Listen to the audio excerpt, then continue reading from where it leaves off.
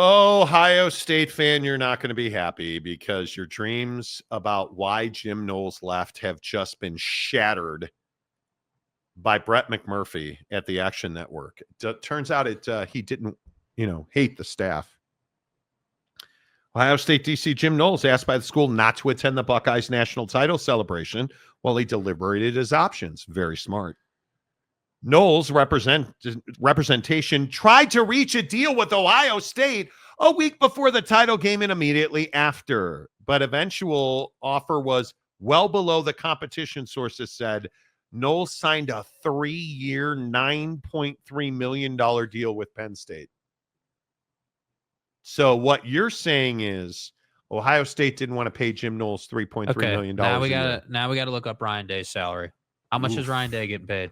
He's got to be over $10 million a year, right? You did not want to pay Jim Knowles $3.3 million. So let me get this right. And this is where I start to get a little bit annoyed with V. You just won a national championship on the back of Jim Knowles and Ryan Day. Then Jim, who obviously is going to get courted by other schools, that's a natural occurrence in college football, says, hey, I've got these offers. Will you guys match? Because I don't necessarily want to leave. And you won't match. Got it. Okay. That seems smart. I think this is a mistake. Ryan Day, according to the Sporting News, he got a pay bump. And he just signed a new contract a year ago. In 2023, he made $10.1 million. In 2024, $9.9 million. 7-year extension in 2022, excuse me.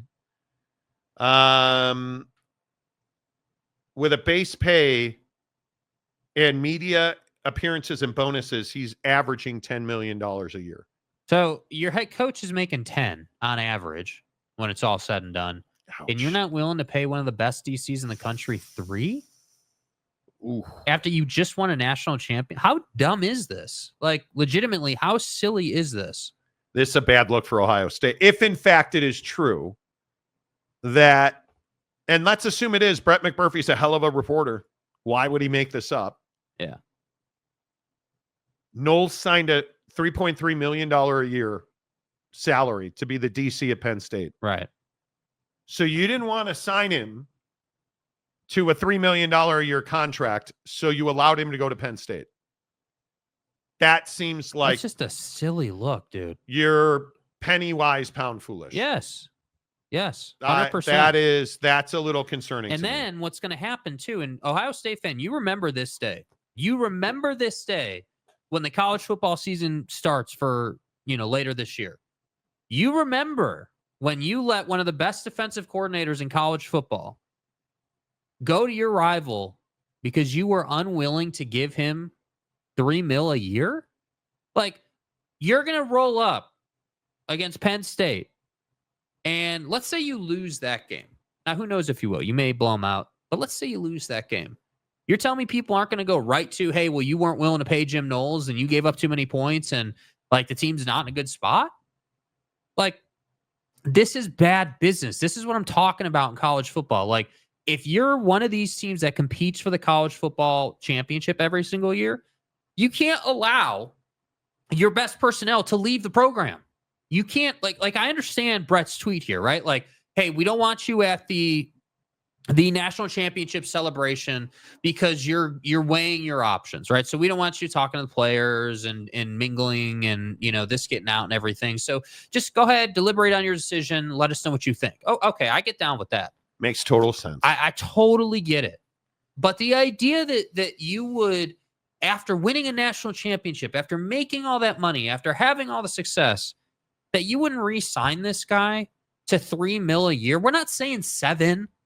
$3 million a year is not that much for Jim Knowles. It's a bad look. I don't even know how you. My God, I don't know how you justify it. And this idea that he went to Penn State, it's ridiculous. You can absolutely, positively not allow Jim Knowles to go to Penn State. And now that we know the number was $3.3 million, and he wanted his representation approached Ohio State about an extension before and after the championship, and you wouldn't do it? Yeah. I mean, that makes it even worse. These notions that, Ohio State said they would match and Knowles didn't give him the chance. They did. They gave him a chance, and they didn't want to pay him. And it makes Ohio State look cheap. And you know what else it makes Ohio State look like? Somebody who now we won a championship. Let's pull back a little bit. Yeah, let's up that profit margin quite a bit. That's what this looks. This is a really bad look for Ohio State. Yeah. And I know that that's not going to be popular, and I know that we have a lot of Ohio State fans who listen to the show. This is incredibly disappointing because you are now inarguably in a development period on your defense. You're going to have upperclassmen there, but you're losing a significant amount of top performers to the NFL. You need cohesiveness on that defense right now. The last thing you need is to watch him walk away. It's a huge problem. Yeah. It is a huge problem. And I don't know. This is an interesting point by UW Van James, who's been a member for 18 months. I have a hard time seeing the top talent at Ohio State going to Penn State. That is a prideful group of dudes. Yeah. You don't leave Ohio State to go to Penn State as a player. You don't even do that as a head coach, which this feels like no, Colonel Ingus, you're wrong. There's no indication that he was invited to the celebration. Ohio State fan, I need you to get to terms with the fact that your opinion is wrong on this. Yeah. It's stuff like this where, he was invited. He chose not. He's the asshole. Au contraire, because now one of the biggest national media members in college sports is saying that they asked him to stay away while he was considering his options. So stop sugarcoating it. Yeah. Stop trying to. I blame Jim Knowles for going to. I blame Jim Knowles for going to Penn State. 100%. This is treason. Ohio State has a significant hand in it because they would not pay him $3 million a year to stay at Ohio State. It's just astounding. It's wild to me. This is a money business now. This is not, we got to make sure that he gets his scholarship and education. This is about winning games and making money. That's what college football is now. And the idea that you wouldn't pay Jim Knowles $3 million is atrocious. It's offensive. It's ridiculous. Yeah. And I don't want to hear about the Ohio State fans saying, well, Monty, what about the coaching staff? What has that got to do with you not matching a salary from Ohio State? Because there is no way to spin this now. There is no way to spin this now. And again, for perspective, man, Pete Kwiatkowski is making about $1.8 million a year right now. Yep. Didn't win a national championship. So I have to say, like, I just don't feel like 3 for your DC, who is one of the best in the country by everyone's measure, is asking a lot. Now, when you're the most profitable program in the entire country, nobody makes more money than Ohio State. This is hugely disappointing. I can't. And why is it always this way for Ohio State? Why is it always, hey, we won a big game, but, because that's what I feel like it is, man. Like, all you had to do after winning the national championship was not mess this up in the offseason. Don't mess it up. Like pay the dudes you should pay, do a good job in the portal, do a good job recruiting straight up, and you'll be fine. But no, can't have nice things. I think that when you look at this situation, what we told you this morning turned out to be spot on. It's shocking he got away from them. This is a huge loss for Ohio State. It's shocking they allowed him to leave, that they chose not to keep him, because that's what this is. I understand keeping him away from the celebration. Absolutely the right thing to do. Do not want that cat to be a distraction. But if you've been talking to him for a month about a contract and you didn't get it done, that's on you. And he's less of a villain for going to Penn State knowing that you wouldn't pay him, which is really, my God. Yeah. Shocking. Shocking. And I continue to say it's shocking. Yeah, I don't know, man. It's the leadership at Ohio State does some dumb things. And I don't know, again, I don't know how involved or which side Ryan Day would have been on if Ryan Day would have advocated to pay, to match. Well, it's his decision. Yeah. It is his decision. There is no question about it. But you can't tell me Ryan Day is like, hey, I'm not willing to pay Jim. That doesn't make sense. But this is where the friction on the coaching staff that we talked about earlier, which we've heard for a month, 6 to 8 weeks now. This is where that comes in. Did Ryan Day go to bat for Jim Knowles? I don't know that we ever know the answer to that question. I mean, somebody in Columbus needs to ask Ryan Day the difficult questions. Somebody in Columbus needs to go to him and say, what happened? Because this is no longer, well, Jim Knowles just wanted out. Because he's been asking for a contract for a month. Yeah. So the idea that Jim Knowles just wanted out, that doesn't really hold water anymore. Yeah. The idea that there was friction on the coaching staff and he wanted out because of it. Well, then why is he asking for a contract extension for a month? Yeah, I think the point about did Ryan Day go to bat for him is a good one. You think about like what's happened here. I mean, it doesn't support the idea that Ryan Day would have gone to bat for him. You're telling me that your national championship winning head coach went to the AD and said, hey, we need to keep this guy, and the AD just went against Ryan Day? Come on now. And this is Brett McMurphy reporting. Yeah, this is some schmuck, dude. This is that Knowles' representation tried to reach a deal with Ohio State a week before the title game and immediately after. But eventually the offer was well below the competition. Now we need to know, did Ryan Day go to bat for Jim Knowles? Yeah, I don't think that I would say likely not. I mean, I just don't think anything here supports the concept that he did. I would agree with that. You can't tell me that Ryan Day, because it is true. I agree with I've seen a couple comments that Ryan Day doesn't, quote unquote, sign the checks. But Ryan Day's voice and opinion is the leading, he's not exactly saying, hey, we got to keep this guy life and death. Yeah. But like Steve Sarkeesian is going to murder people to keep Pete Kwiatkowski on his staff. Yeah. Yeah. I don't think that Ryan Day went to bat for this guy. It's just my opinion. Obviously, we don't have facts to back that up, but I don't think that he did that. And I think that, we'll have to see. If you let this guy walk to Penn State, you damn well better have a replacement. You better have a really good reason. Like there better be a reason. And yes, I agree. Someone better ask about this because this is a big deal. It's a very big deal. This is a trajectory change for Ohio State. And one of the things I wanted to talk about today that we didn't get to yet, are you still plus 500? Are you still plus 500? When you look, this is Circa Sports in Vegas. To win the national championship, Ohio State is the odds-on favorite at plus 500. I mean, Georgia, Oregon, Texas, Penn State, Alabama. Doesn't Penn State move up now? Yes. Come on, how Ohio do they not? State should still be in the lead, but Penn State moves up. How do you not? And I think those odds change depending on who they hire. With all of the attrition at Ohio State on the defense, Julian Sands got proving to do, and now you lost the best defensive coordinator arguably in college football.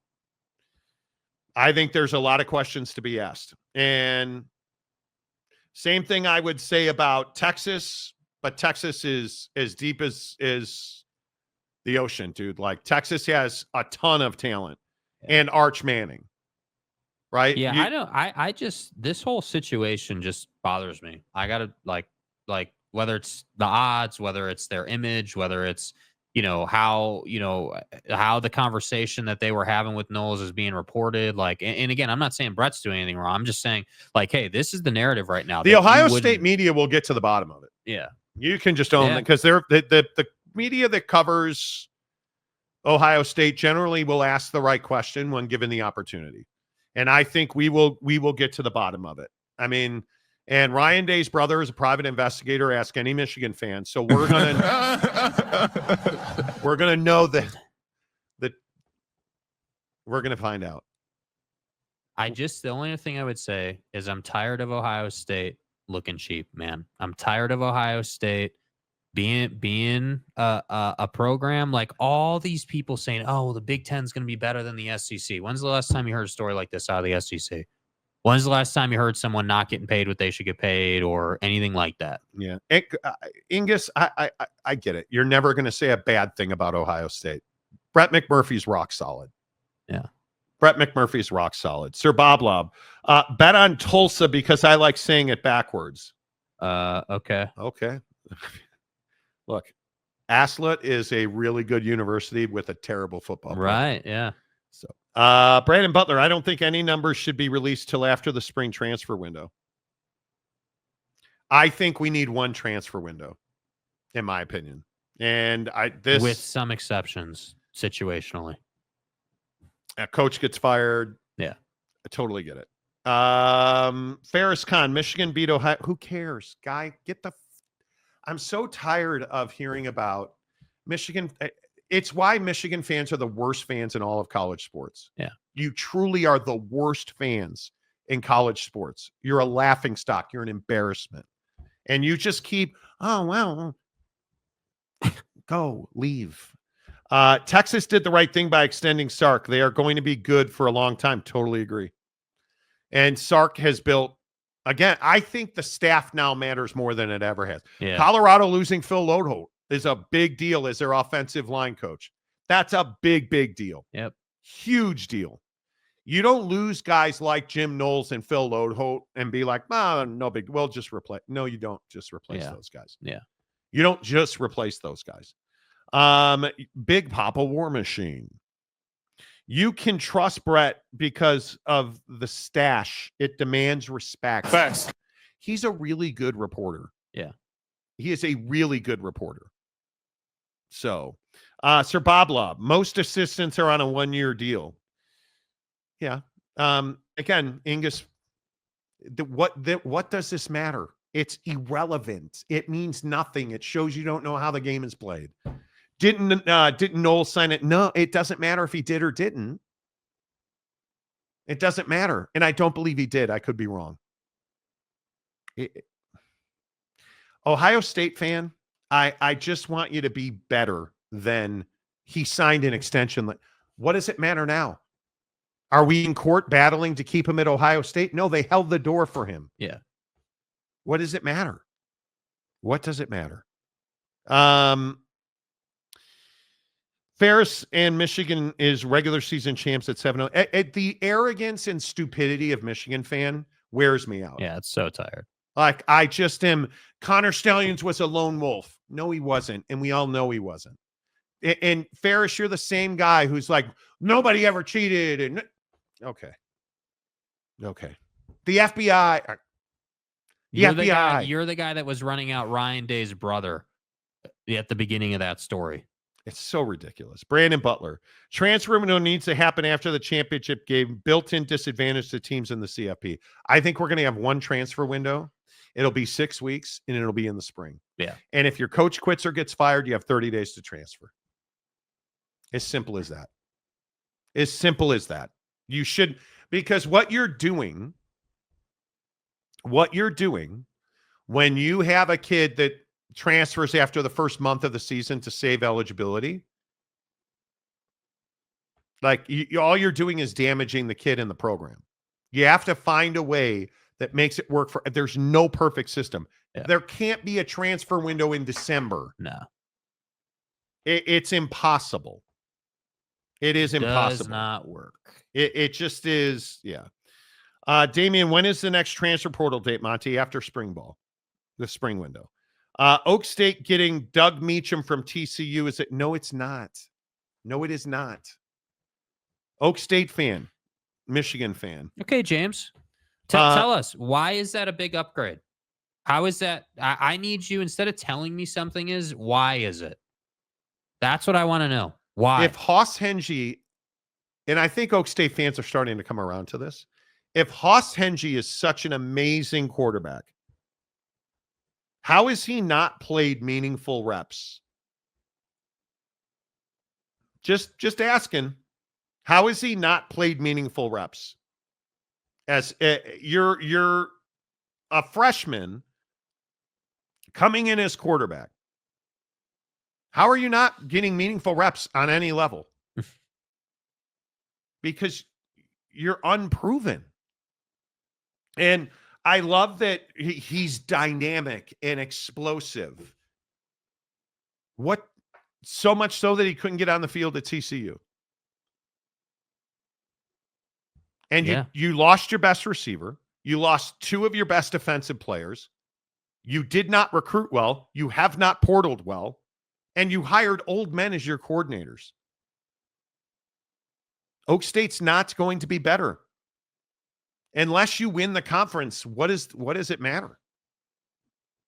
That's the thing. Like, and again, Oak State fan coming at me in the comments section about Utah, and Utah did the exact same thing that Oak State did. You truly believe that you can compare the nothing burger that is Oak State's offseason, including where you cut the coach's salary. In order for him to keep his job, he had to take a significant salary decrease. You hired two really uninspiring coordinators. You think that's akin to Utah hiring Jason Beck, who oversaw one of the top offenses in all of college football last year, which nobody disagrees with, bringing in his quarterback and his running back, having one of the best offensive lines in the conference already with the best right tackle in the conference. You think that's similar to what Oak State did? You guys, it's remarkable to me. Yeah. It just, Cale Mitchell, thank you, man. As a Michigan State fan, this is satisfying. Michigan fans are second worst fans in all of sports. Could be. I know you will call me a hater, but I'm not a Sark believer. Texas has all the horses and none of the trophies. Can't disagree with that. Steve Sarkeesian is James Franklin. So wait, then let me ask you this then, and I'm being genuine. So are you then a believer in Jed Fish? Were you a believer in the former regime? Because you're sitting here saying, hey, well, I don't believe in Texas, but the reality is Texas has your former DC and your head coach left for a better job. So I'm trying to understand what the benchmark is for having success, because if Sark is not a benchmark of success, I don't know what is. Like, he hasn't won a championship. Yeah, but he's in the college football playoff with regularity now. And he recruits his ass off and develops his ass. Look at Xavier Worthy. I mean, with all due respect, I just, I just think that you're, I don't know, maybe, I guess, yeah, you're hating. But if you legitimately think Sark is not, great or whatever. I think he is a great coach who cannot. The knock on Steve Sarkeesian is he has not executed at the highest levels. And we saw that in the playoff this year. But what was their shortcoming? Seriously, play think about calling. this. In my opinion, play calling. Yes, but play calling was the shortcoming because Quinn Ewers was not that guy this year. And they need, and it's their fault. They left him in there too long. And it's fine. He was a veteran, gave him the leash. They chose that route. So that's on them. That's not an excuse. That's on them. And they need to be accountable to that. But think about what Texas would be. And this is what I think why everyone's so excited about Arch. What is Texas with a legitimate dual threat quarterback who can throw it over the top with accuracy, but can also beat you with his legs when you decide to play, zone and turn your back to him? Like, that's what I think the difference is. That's why Texas, lost to thee. That's why Texas struggled with Arizona State, because Arizona State was tougher than Texas was in that game and physically imposed their will, which brought Texas into a different place. And Ohio State was just simply better. So I don't agree with you on that at all. I think that Steve Sarkeesian made several very questionable play calls in the fourth quarter of that game. And the interceptions, you look at their last two playoff games. I mean, the interceptions, the bad throws. Yes, is that on Quinn Ewers? But some of that's the play calling. Yeah. Right? You look at... I don't know, dude. I can spin it the other way. They had Ohio fine, State beat.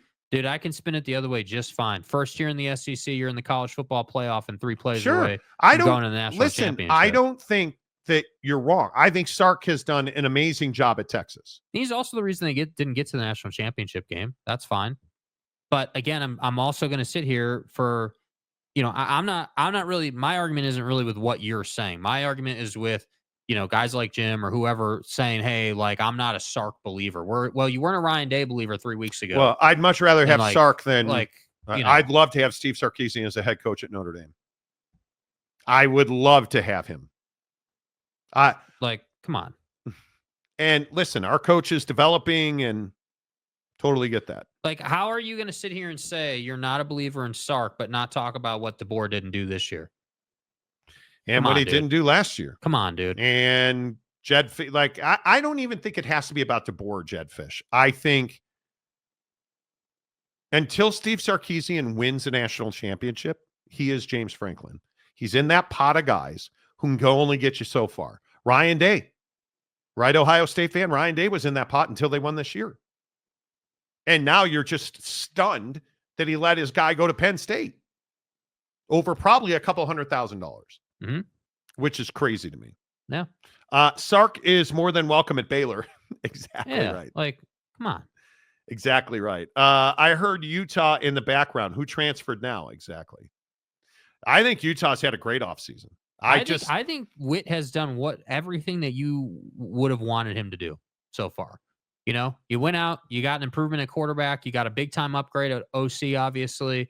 A big time upgrade in the running back room. Like you're in a good place at Utah. You are doing what you need to do to bounce back. And I swear, if Kyle Whittingham and his football team can put up 27 points a game, that team is going to be really hard to beat, man. How on earth does Kendall Daniels wind up at Oklahoma? I don't know. Probably fatigue of the BS. That's how. Probably not believing in it anymore. And I continue to go back to this question about, well, we got Haas Hengy. Well, you don't have Kendall Daniels. He was by far your best player on defense. And you look at a lot of these dudes that are leaving, and you look at the guys you brought in. Shamar Rigby does not replace what you lost at wide receiver. It just doesn't. And that you're losing guys, and this is the part about Oak State fan that drives me crazy. You said that they had the best wide receiver room in the country. Yeah. And you raved about Dejon Stribling.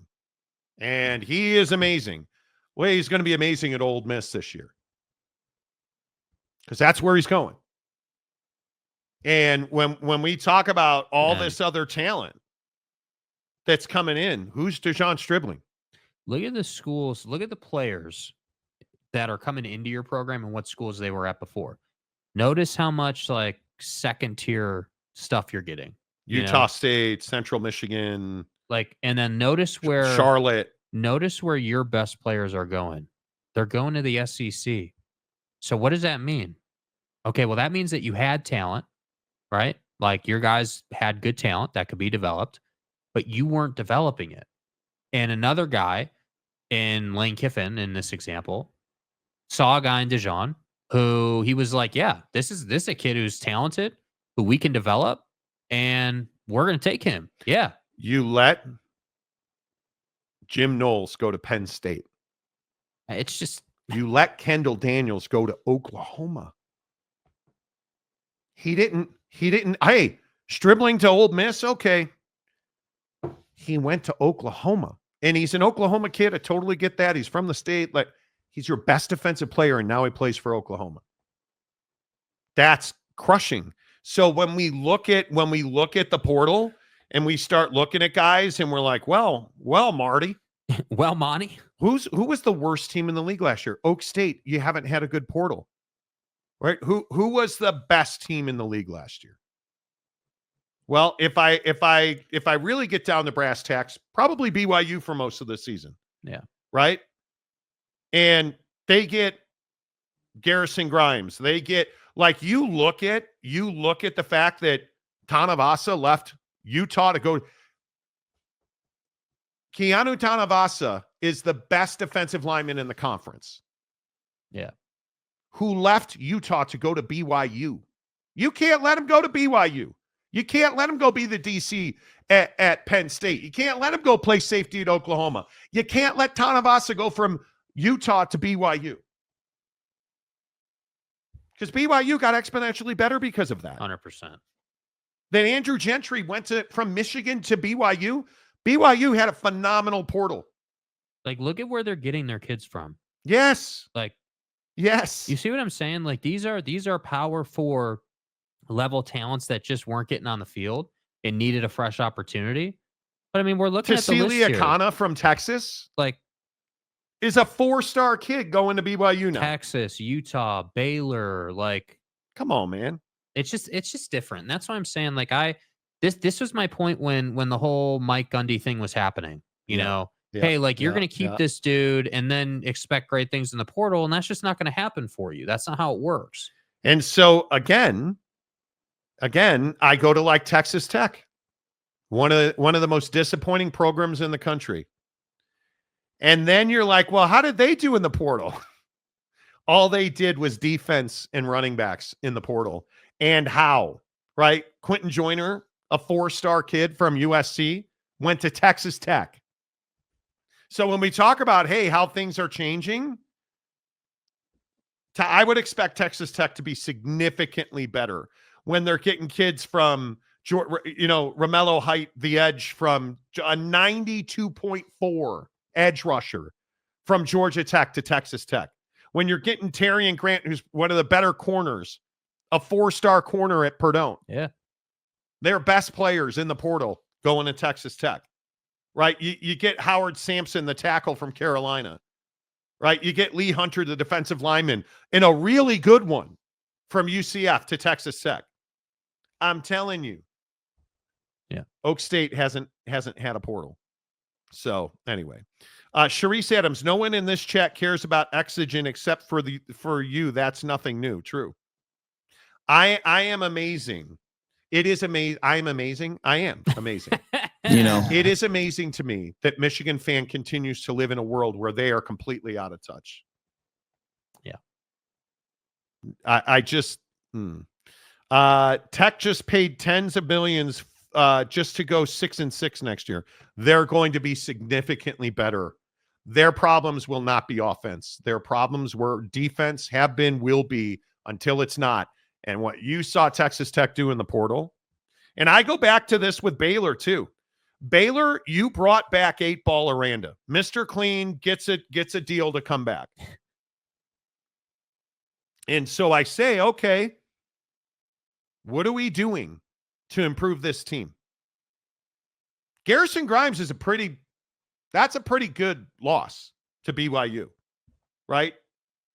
That's a pretty good loss.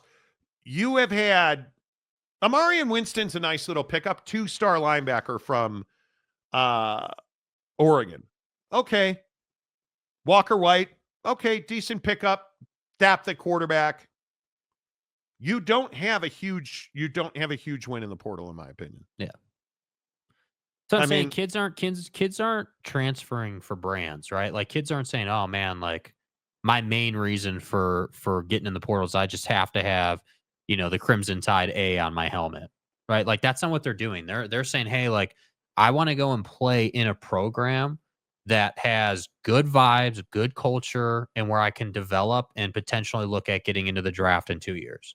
That's what everybody on these transfer portal lists that you guys look at, look where they went to high school, look what year in college they're in, freshman, sophomore, junior, and then look where they're trying to go. If you just finished your freshman year at Georgia Tech and you're transferring to Texas Tech, that's a big upgrade for you. You're saying, hey, I believe that Joey McGuire and company can develop me into an NFL caliber prospect. That's what you're saying.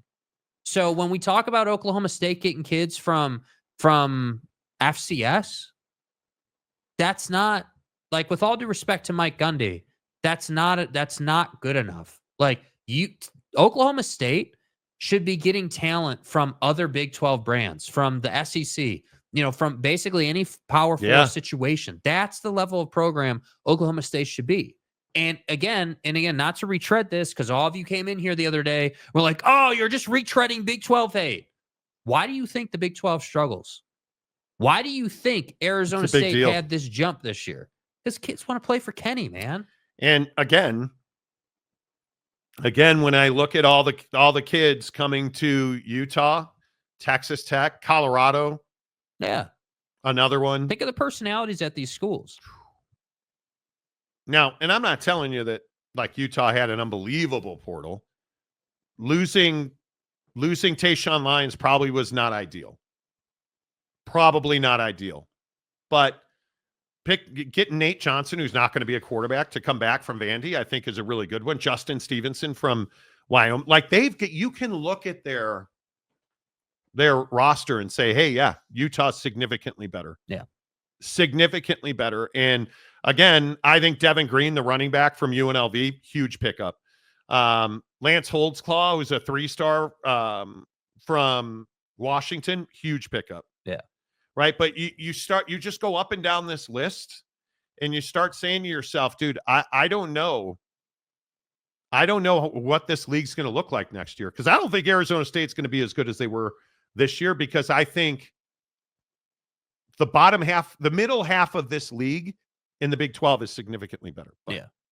Anyway. And then there's Nakiri Rogers, and then there's Devin Dampier, and then there's all the stuff that Utah did on offense. So, yeah, we'll see.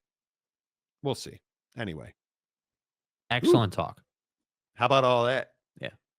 You just get rolling. I still cannot believe, as we sit here, that Jim Knowles is no longer the offense or the defensive coordinator of Penn State. Yeah.